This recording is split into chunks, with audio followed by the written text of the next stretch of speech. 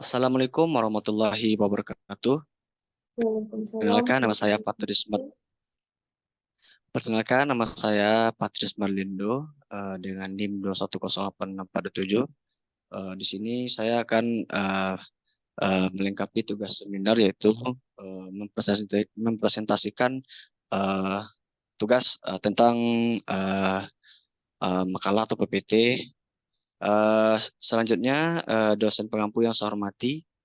Baik, langsung saja kepada materi saya, yaitu mampu menilai teknik berbicara, membaca, dan menulis secara efektif dan efisien.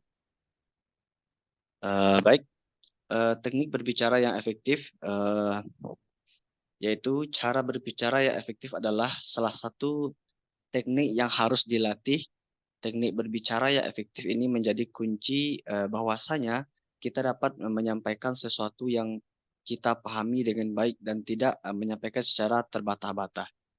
Eh, Jika seseorang yang tidak memiliki kemampuan atau teknik berbicara yang baik, maka dia akan kesusahan atau grogi ketika menyampaikan sesuatu atau materi di depan. Sehingga dapat kita simpulkan bahwa jika seseorang ingin bisa menyampaikan sesuatu dengan baik dan jelas di depan umum atau di depan seperti presentasi, harus mempunyai teknik berbicara yang efektif. Eh, Selanjutnya yaitu teknik membangun komunikasi atau teknik berbicara yang efektif terdiri dari beberapa bagian. Yang pertama, mendengarkan lawan berbicara. Yang kedua, mengajukan pertanyaan. Yang ketiga, menyampaikan suatu materi dengan jelas. Yang keempat, mengkombinasikan komunikasi atau teknik berbicara verbal dan nonverbal. Hal-hal yang harus diperhatikan dalam menciptakan komunikasi atau teknik berbicara yang efektif. Yang pertama yaitu menguasai materi yang ingin disampaikan. Yang kedua yaitu memperhatikan gaya bahasa yang baik dan benar. Yang ketiga, tidak terburu-buru dalam menyampaikan sesuatu atau berbicara. Yang keempat, memperhatikan intonasi berbicara. Selanjutnya yaitu teknik membaca yang efektif dan efisien.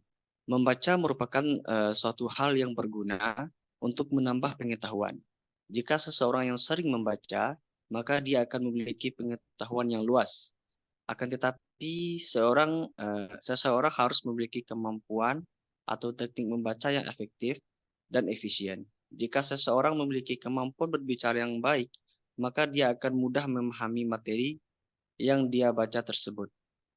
Eh, Dikutip dari The Guardian, rata-rata orang mampu membaca 250 hingga 300 kata per menit.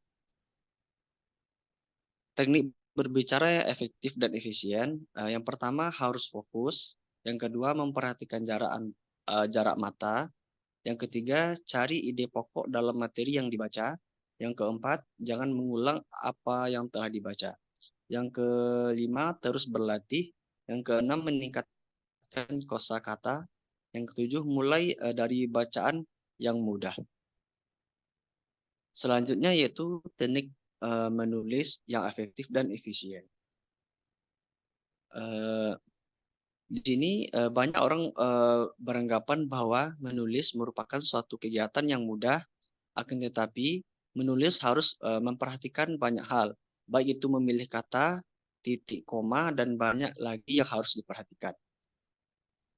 Berikut adalah teknik menulis yang efektif dan efisien. Yang pertama yaitu perencanaan. Perencanaan adalah proses mengumpulkan ide dan memikirkan fokus dari tulisan Anda. Eh, Tulis yang Anda tahu adalah ungkapan yang diakui secara luas dalam dunia penulis karena hal itu adalah kebenaran mutlak. Titik berat titik beratkan gagasan Anda pada satu apit yang telah Anda pilih. Yang kedua, pembentukan setiap penulis memiliki proses berpikir yang berbeda. Namun secara berpikir itu harus dituangkan dalam sebuah urutan logis yang dapat dimengerti pembaca. Urutan klimatik atau climatic order, mulai dari hal yang kurang penting dan dibangun sampai pada hal terpenting. Urutan kronologis atau chronological order mengalir seturut rangkaian waktu, dan urutan spasial atau spatial order atau mengacu pada lokasi fisik.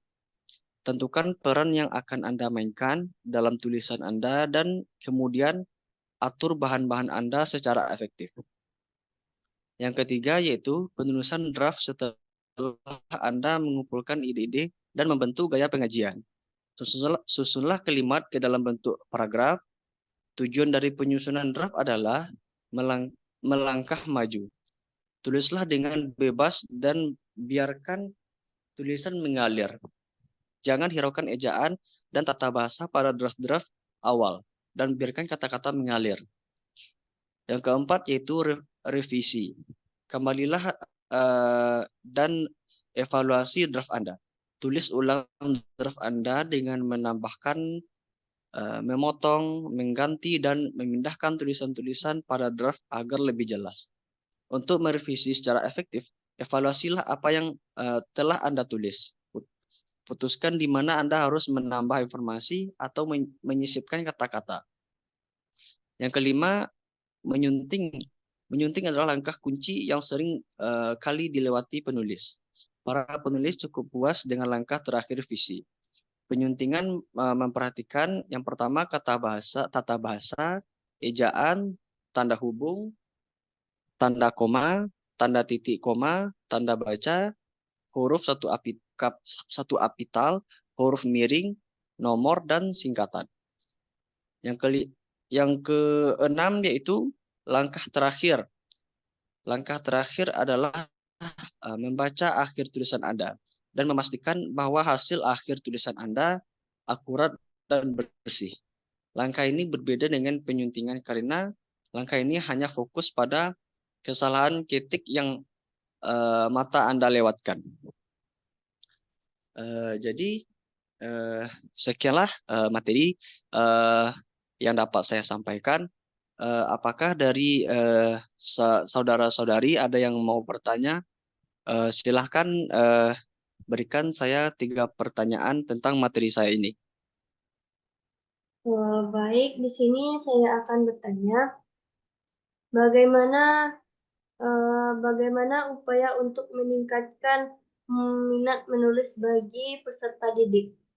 Baik, saya akan menjawab pertanyaan dari saudari Bella. Bagaimana upaya untuk meningkatkan minat menulis bagi peserta didik? Untuk meningkatkan keterampilan menulis siswa dapat dilakukan dengan memberikan latihan menulis secara teratur dan sistematis. Sedangkan untuk meningkatkan minat dan motivasi siswa dalam mengikuti pembelajaran dan menulis narasi dapat menggunakan media pembelajaran. Sekian jawaban yang dapat saya berikan.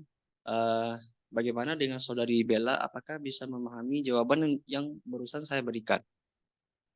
Baik, di sini saya memahami jawabannya, yaitu dan memberikan latihan menulis secara teratur dan sistematis. Baik, saya akan bertanya, menurut penyaji, seberapa penting keterampilan menulis bagi setiap orang? Baik, menurut saya seberapa pentingkah keterampilan menulis bagi setiap orang? Menulis itu penting karena dengan adanya tulisan kita bisa memberikan informasi yang bermanfaat bagi orang lain yang membutuhkan. Sesederhana apapun kata yang dituliskan pasti bermanfaat bagi yang sedang membutuhkannya. Menulis itu penting karena menulis merupakan salah satu sarana komunikasi terpercaya. Mungkin itu jawaban singkat yang dapat saya berikan. Bagaimana tanggapan dari saudari yang bertanya? Atau bagaimanakah dengan kepuasan saudari? Baik, saya memahami, di sini saya dapat menyimpulkannya, yaitu menulis itu penting, karena dengan adanya menulis kita bisa memberikan informasi yang bermanfaat bagi orang lain yang membutuhkan. Baik, di sini saya akan tanya lagi,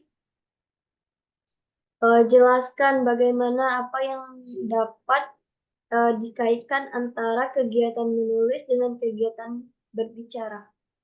Baik, saya akan menjawab kegiatan apa yang dapat dikaitkan antara kegiatan menulis dengan kegiatan berbicara. Eh, Menulis dan berbicara mempunyai kesamaan yaitu sebagai kegiatan produksi, yaitu kegiatan produksi bahasa dan bersifat menyampaikan informasi. Kemampuan siswa dalam berbicara juga akan bermanfaat dalam kegiatan menyimak dan memahami bacaan tersebut.